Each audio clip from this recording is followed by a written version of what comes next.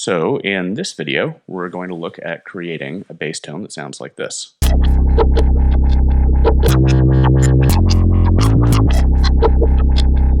I'll just take the auto filter off here so you can hear the raw tone.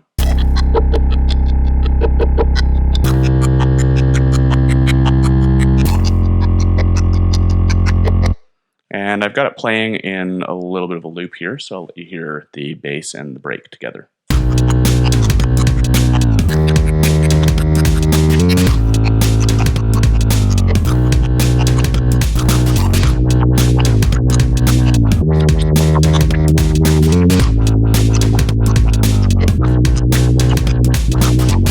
So there's lots happening here, and to start off with, we're going to have a look at how to treat these samples.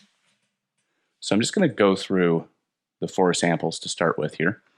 The first one is a loop that I've recorded using my voice and my homemade talk box. And we're probably not going to use all of this because it's very long, but we're going to use this to provide some interesting overtones for our actual sound.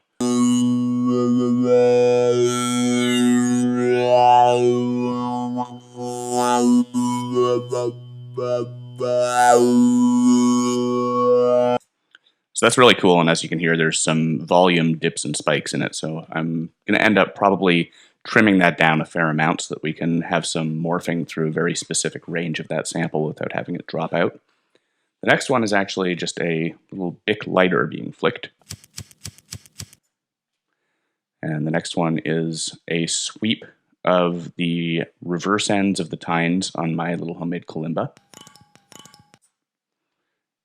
And finally, we have the flipping of the pages of a book.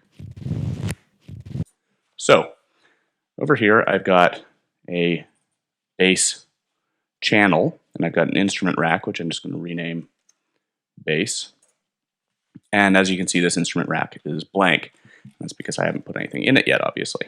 To start with, I'm going to put in an instance of sampler, and I'm going to start bringing some of these samples over. So let's start with the Bic lighter.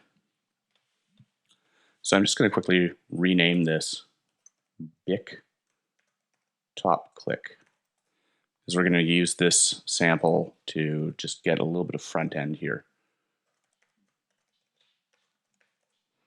And to start with, I'm just going to pull the sample start point in. We can see a nice volume spike there.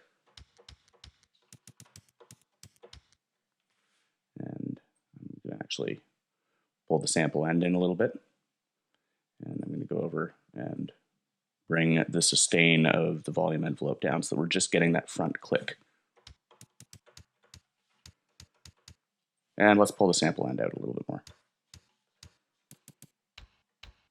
So next up, I'm actually going to go and hit up this pitch oscillator section, and I'm going to activate the oscillator. And as you can see, it's in FM mode. And this is a really nice feature of Sampler. Sampler actually has a built-in FM oscillator that you can use to send frequency modulation to a sample. Now, I'm not going to worry about tuning this sample too much because it's very heavy on the atonal kind of white noise sounds. We may tune it again in a little bit, but to start with, I'm just going to introduce a little bit of volume from this FM envelope. And let's have a listen.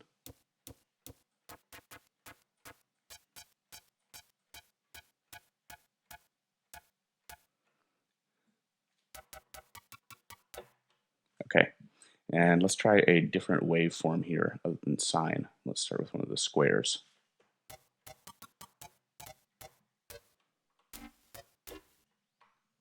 Okay, that sounded quite nice. So let's just go and in the filter section, I'm going to activate the filter, and I'm going to put it into high pass mode. Bring the frequency down a fair amount, and I'm just going to use this to shave out some of the lows here.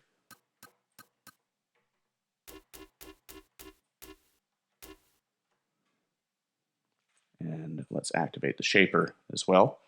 And we're going to go for some hard shaping and bring a little bit in.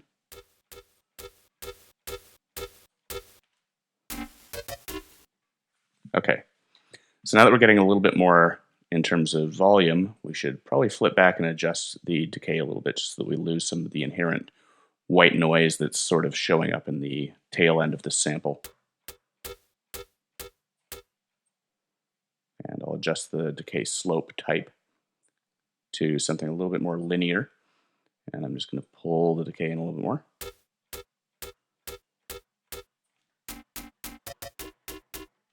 Okay, so we're going to leave that big top click as our starting point here. So next up, let's just put another instance of sampler in, and I'm going to bring book flip over. And I'm just going to rename that book flip. And I'll rename the sampler book flip as well. And let's listen to the top end click and the book flip together. Okay, so the book flip's a cool sound, but I actually want to use it in reverse because we've got a little bit of again, a sibilant front end here, but it's occurring at the end of the sample, which is actually when the harder cover of the book is flicking with those pages. So the first thing I'm going to do here is reverse the sample.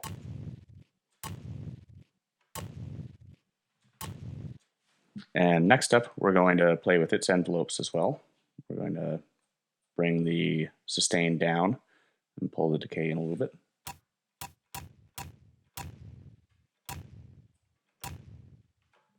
And we're going to go and activate the filter as well. And this time, instead of picking the high pass, we're going to go for the state variable filter. And we're just going to look for a sweet spot here. Bring some resonance in, leave the frequency somewhere around 800K or so. I'm just going to morph until I find something I like.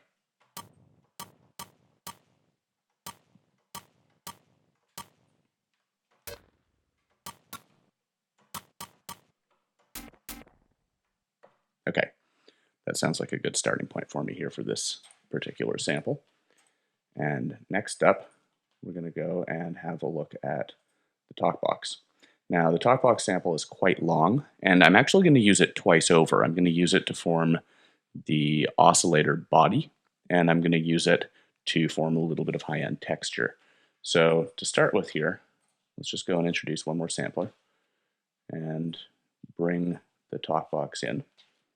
And as you can see, very, very long sample. Let's just solo it here.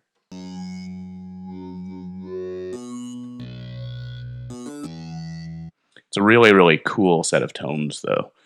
And now I'm going to bring in an instance of operator, and we're just going to check on something quickly here. This is relatively important to do. You want to make sure that all of your pitches are matching up correctly. So I know operator is putting out a value of C when I hold down a C, but I feel like the talk box might not be, and I can hear that it isn't. So there's a couple different ways of doing this, but I prefer doing it by ear. And to do that, I'm just going to solo both operator and the talk box, and I'm just going to hold down C, and I'm going to adjust the root note on the talk box until I hear them match up.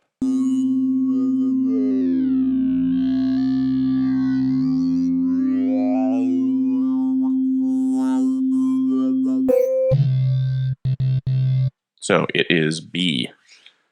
So I can go and just solo the talk box again. And what I'm going to do is duplicate it. And we're going to be using just this first one to start.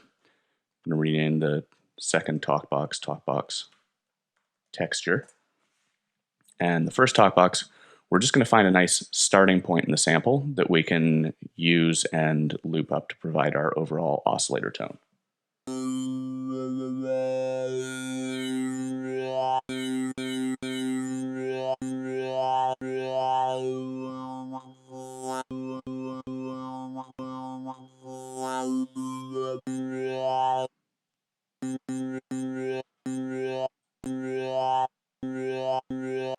Okay, I feel like we're going to be able to find something cool around there.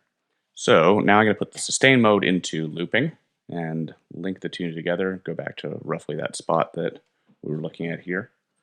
And I'm going to pull the loop end in. And I'm just going to turn snap on because that's going to give us a loop that we know actually respects the zero crossings and isn't going to be full of artifacts. And I'm just going to zoom in a little bit. And we're going to have a look up close at this waveform here. So one of the easiest ways to work with loops like this is to actually start off with a very tiny loop and then to expand it until we get something that sounds a little bit more natural. That way we know the minimum length that the loop has to be to actually fit with the overall pitch. A very short loop will take on a higher toned quality. The actual pitch will rise because of the repetition of the loop. So let's just have a listen here.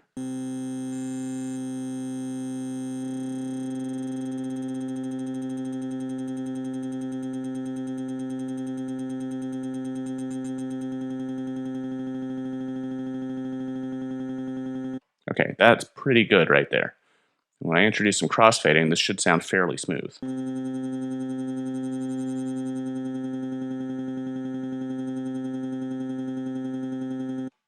All right, now let's actually just scan the loop forwards and backwards a little bit so that we can hear a couple different possibilities.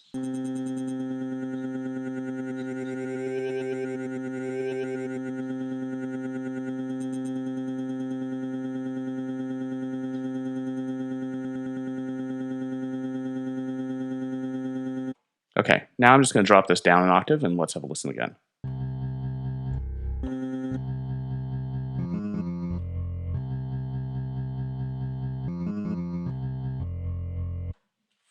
Okay, so let's bring in the Bic top click here and have a listen to it and the talk box together.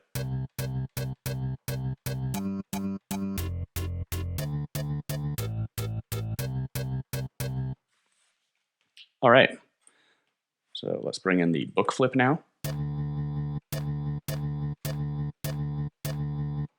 I feel like the book flip can come up in volume for sure. So I'm just going to pop back to the sample here and raise its overall volume a bit.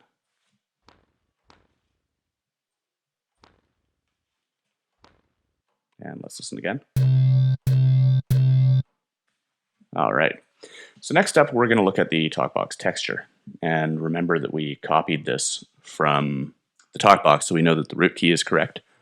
And what I'm going to do now is I'm going to put it into, again, a looped sustain mode. And I'm going to link the sample start and the loop start. And we're just going to bring it in a tiny bit. And we're going to bring the loop end in all the way up towards the front. We're going to activate snap. And then we're going to bring the sample end in so that we miss that first drop out of audio there. And what we're going to do is we're going to cause this loop to jump up and down within the range defined by the sample start and the sample end. And we're going to do that using an LFO, which we're going to map to loop start. And we're going to give it a little bit of value here. Let's just solo this and have a listen.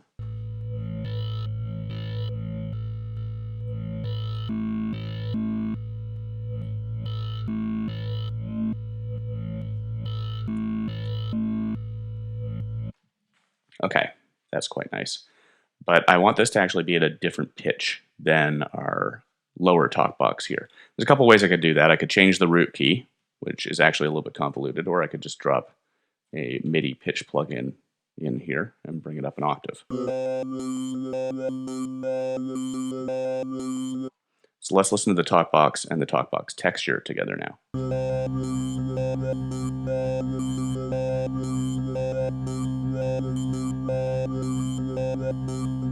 So next up, let's activate the filter on our talkbox texture here. And we're going to put it into high pass and bring the frequency down a bit, bring the resonance up a little bit. And we're going to look for a sweet spot here.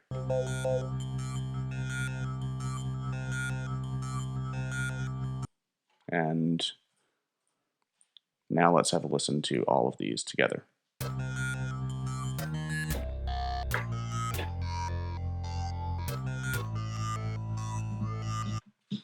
So that's creating a cool tone, but we can definitely engage in some processing here. So to start with, let's look at distorting a couple of these elements just to give them a little bit more presence. I'm going to take a saturator and apply it after the talk box. So this is our main oscillator here. I'm going to bring the drive up a little bit, and I'm going to switch the shape over to soft sine. I'm going to activate the color on it. And we're just going to play around with a couple settings here. I'm just going to solo this layer in the rack.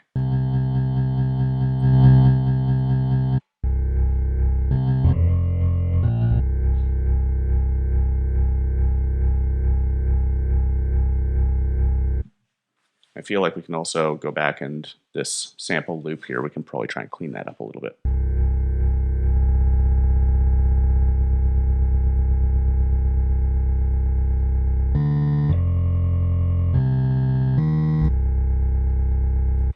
I feel like a shorter loop is less audible here, which is what we're after.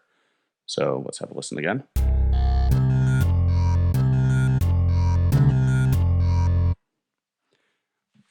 Okay, and we're going to go back to the talkbox texture now. and we're going to adjust it a little bit as well. First thing I'm going to do is I'm going to bring that LFO speed up a fair amount.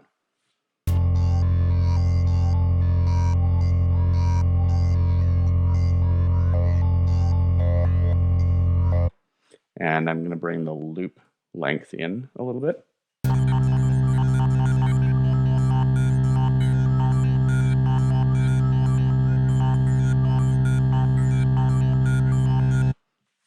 And I'm also going to go and I'm going to adjust its envelope. That way we have a little bit of attack on it, so it fades in, and a relatively long decay here.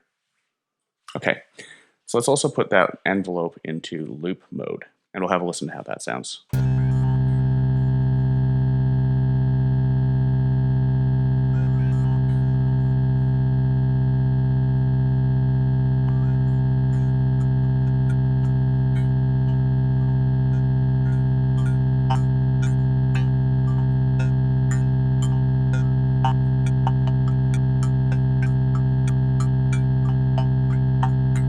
So that's turning into a nice varied texture there.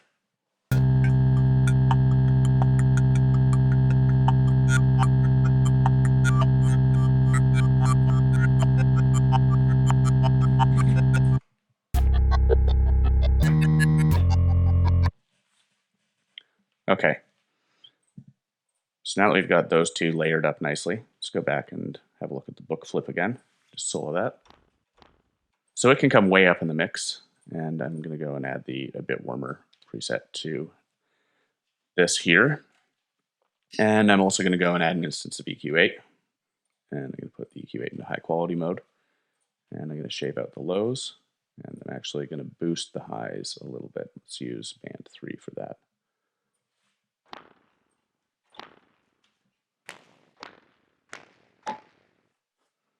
Okay, so let's listen to all of them again.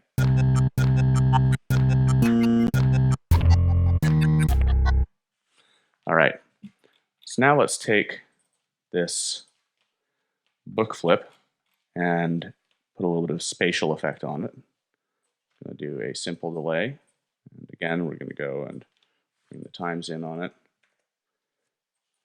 and we're also going to add a little bit of reverb as well. I'm going to do this in the channel here because we're going to be actually modulating the entire output of this rack. And I'm just going to pull the wet dry in, get rid of all the extraneous stuff here.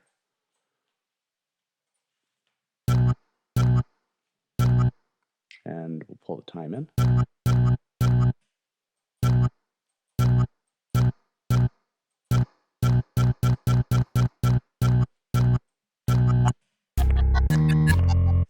Okay, so let's go back to our talkbox texture layer, and we're going to add a little bit of simple delay to the output of that.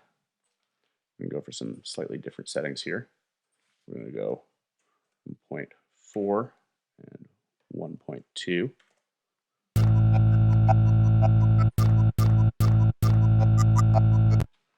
And we're going to put a phaser on after that. And we're not going to use any LFO on it. But what we are going to do is look for a nice frequency balance here.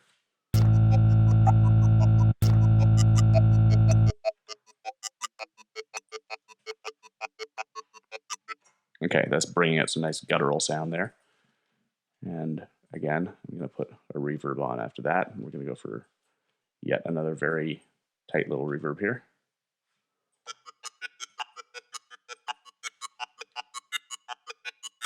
And let's have to listen to all that in context now.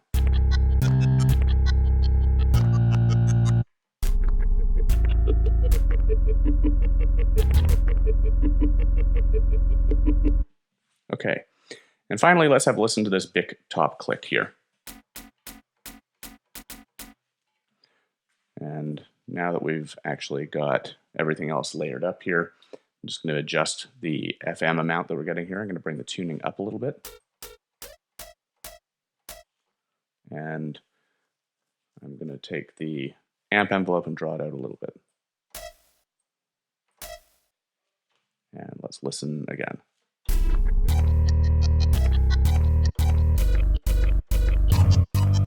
So Next up, I'm going to want to take all of my voices and switch them over to mono. And now that I've done that, I'm going to go and bring operator back into the mix. And we're going to use operator just as an undertone below that oscillator sample that we have, the talk box.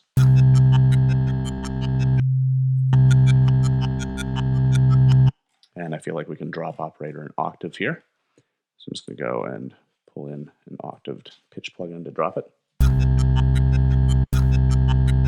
And I'm going to go and put operator into one voice mode here. So we're going to use that as the starting point for our bass patch here. And there's a lot happening in it. We've got 3 different samples being used. I didn't end up using that kalimba sample, but that's okay. The Bic top click has a little bit of FM on it, and it's providing some initial front end. We've got our book flip, which is providing a little bit of sort of white noisy stuff at the beginning. We've got our initial talk box layer, which is serving as an oscillator, so to speak.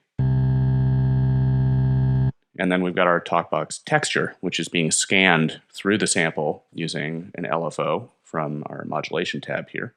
So that it jumps back and forth, and it's providing some interesting vowel-y tone that just causes some sort of morphing effects and just draws the ear in. And then, of course, we've got operator underneath, which is just being big and subby. So together. Cool. So I'm going to go and on the output of operator, I'm going to put a utility, and I'm going to draw its width in a bit. And that's because operator is providing our sub again. Now I'm going to go and I'm going to take, and since it's saturator, I'm going to use the A Bit Warmer preset again. And we're just going to listen to the entire output of this bass rack through it. I'm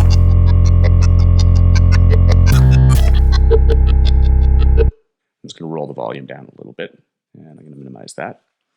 And next up, I'm going to add a compressor just in RMS mode, just to bring those frequencies in a little bit, tame the volume a little on that front end. I'm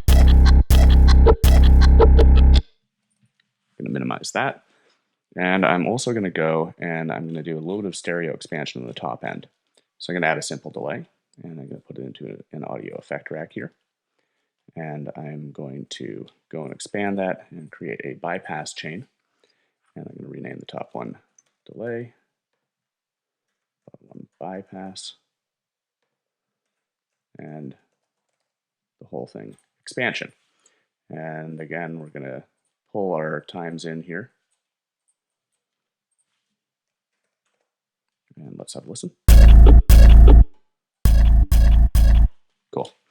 So what we're going to do is we're going to take an EQ8 and apply it just before that simple delay here. And we're going to make sure that we're not catching any low end on it. And we're going to have a listen again. And then the two of them together.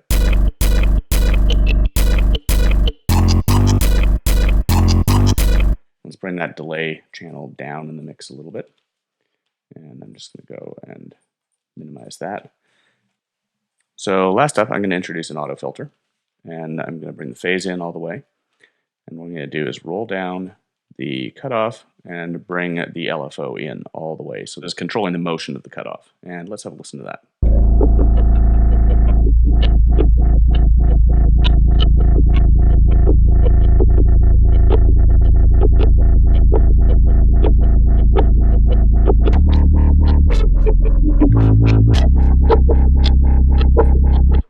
Okay, that's quite cool. So I've got a very simple bass pattern that I've created here with a little bit of pitch bend actually in the clip. And I'm just going to bring the pitch on everything up 1 octave so that it fits a little bit better with what we're doing. And I'm going to minimize the auto filter here. And I'm also going to add, finally, 1 instance of Live's compressor to the overall out. And I'm just going to use this in sidechain mode with the input coming from the break. And I'm going to activate the EQ, put it in low pass filter. I'm going to bring the EQ down until we're just getting essentially the kick and the snare I'm just going to use that to duck this bass out of the way a little bit when those kicks and snares hit. So let's have a listen to everything together now.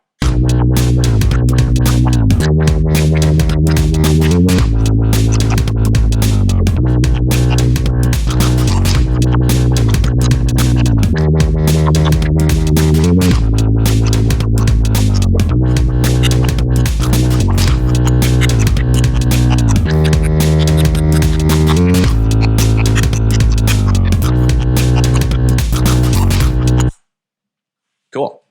So there's a lot of possibilities with this type of sound. It's relatively complex, and there's a fair amount going on with internal settings within the sampler. We're using 4 instances of sampler here. And then we've got a fair amount of processing actually happening within this instrument rack on the different layers to liven it up a bit and make it a little bit more interesting. And then we're passing it all through a couple of compressors, an auto filter, a little bit of stereo expansion via a delay, and a saturator. And overall, the tone sounds like this.